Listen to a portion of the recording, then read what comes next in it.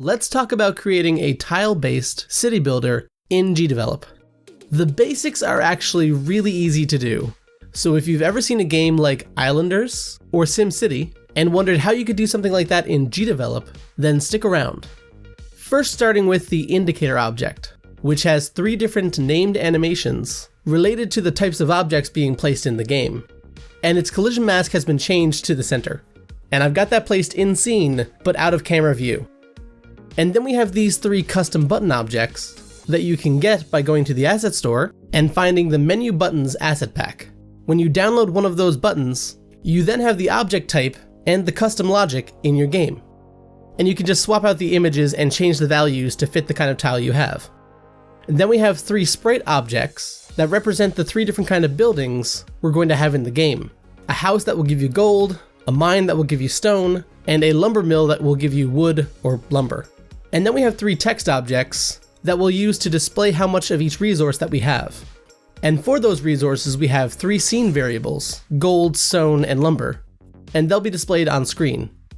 For the events, which begins by changing the position of the indicator object to the mouse's X and Y position, and then snapping that indicator object to a hexagonal grid, using the size of the image and 2 offset values that you'll need to figure out based on the kind of tiles that you have. And you get that action after you've installed the hexagonal grid extension. And if you want to use a square grid, there's an extension for that as well.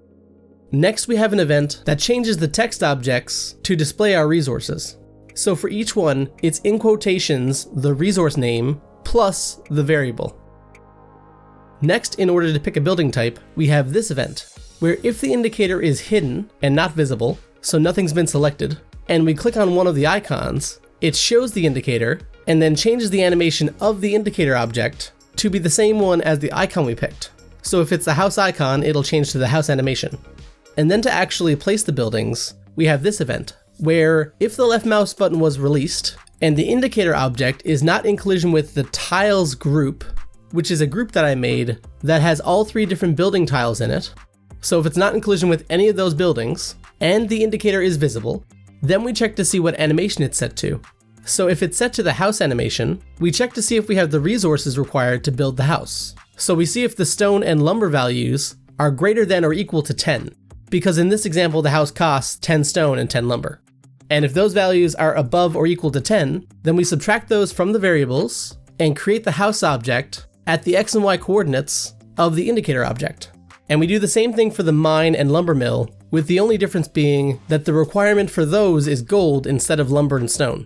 And then to hide the indicator or deselect your pick, if the right mouse button was released and the indicator object is visible, hide the indicator object, which means we can't buy a building, but we can select a new icon. And then finally, in this example, each building will give us some value over time.